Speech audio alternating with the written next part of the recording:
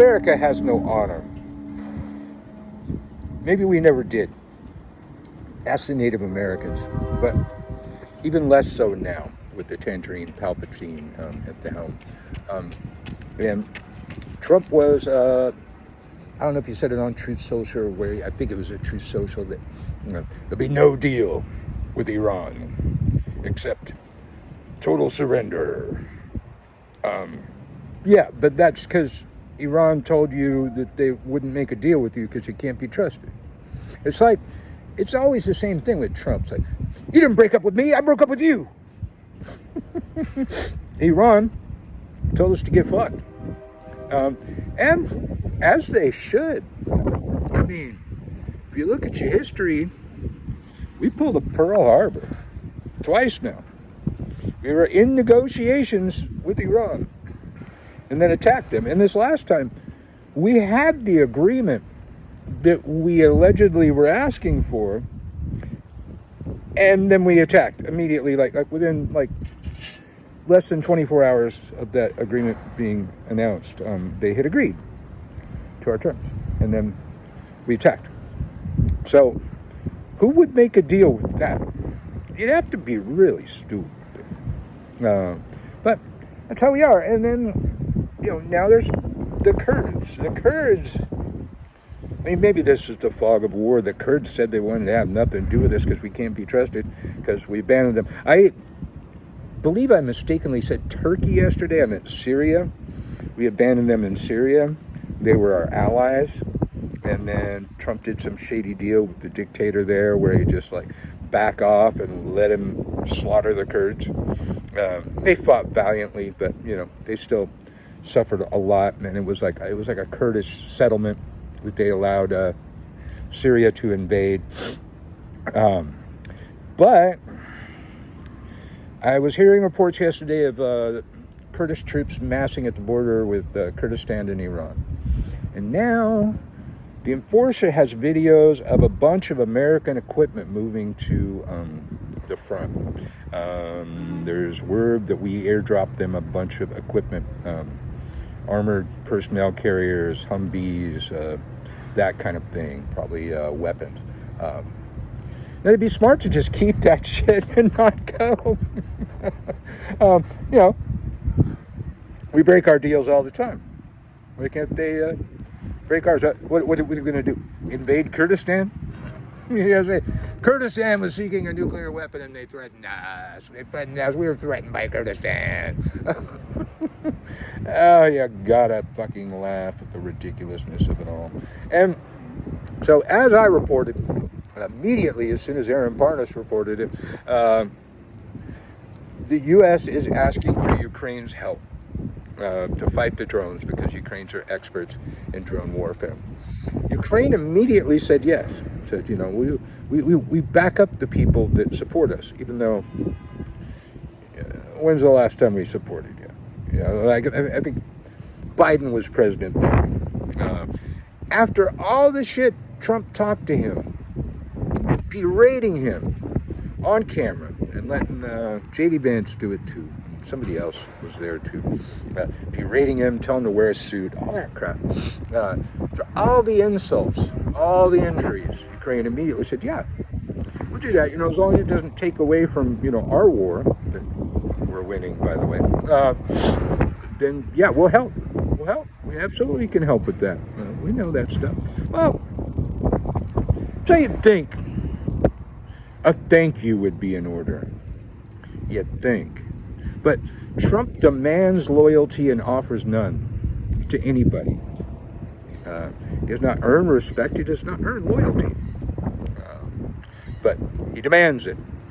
And so immediately, after Ukraine did that, they pulled the sanctions off of India and said, for a limited time, India can buy Russian oil, which Ukraine has been working really hard on destroying Russia's ability to supply oil even to their own people, but especially as an export, because they take the money and they turn it into the war against Ukraine. And they have been damaging the hell out of Russia's oil industry. Their economy was collapsing. Somebody needs to get to Trump and stroke his ego and go, you know how many U.S. presidents have tried to bring down Russia? You could be the guy that did it. If you just back up Ukraine, man, they're doing great. Just give them a little bit more support. Russia's about to fall. You can be the guy that made that happen, and then you maybe get the Nobel Peace Prize, dude. Serious. Tell him, man. Tell him. So he did that instead of thanking Ukraine, and then did some sort of interview. I'm not sure what the interview was, but it was last night, where he says, Ukraine has even less cards now. It's like, motherfucker, don't you pay attention to your briefings? I pay attention to my war briefing every morning and every evening between the Enforcer and RFU, reporting from Ukraine. And Ukraine is kicking ass. Ukraine has serious cards. Matter of fact, you just asked to borrow some cards, bitch. You just asked to borrow some fucking cards, and now you're talking shit. Now you're talking shit. And then he says, and it's Zelensky's fault. Zelensky's the one holding back peace. It's Zelensky. Yeah, Zelensky's refusing to give up territory that Russia has not been able to take. Yeah. Oh, terrible Ukraine. Ukraine was invaded. I've heard Trump say too many times, takes two to tango. Takes two to tango. Yeah, it takes one to invade, bitch. Takes one to invade. They were our friends.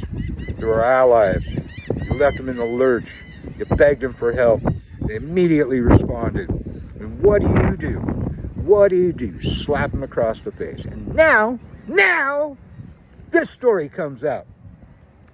Turns out Russia, I don't know how they're doing this because they're fucking running out of everything, but they're supplying weapons, money, and intelligence to Iran.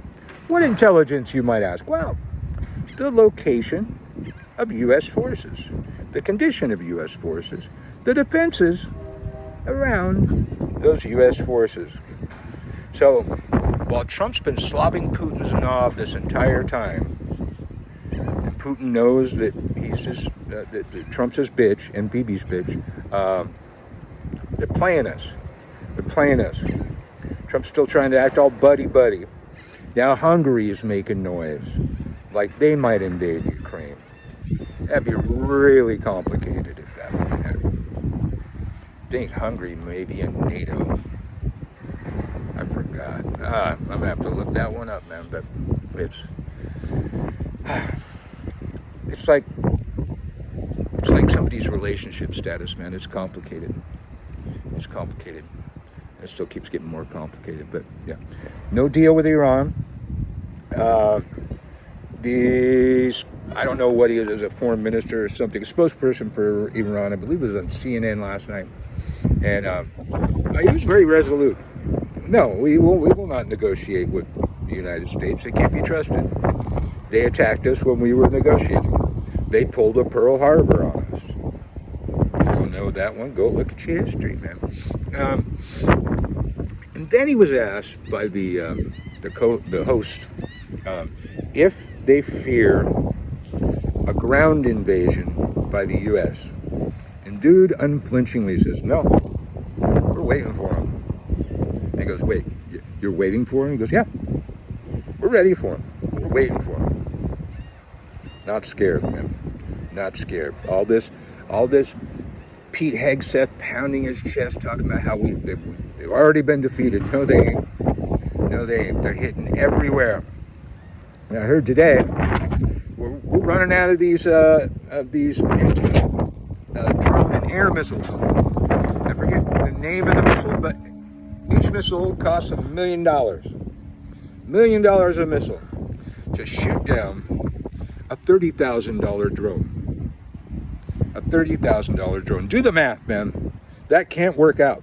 And we don't always hit it the first time. We might have to fire 3 or 4 of those bitches to hit the thing.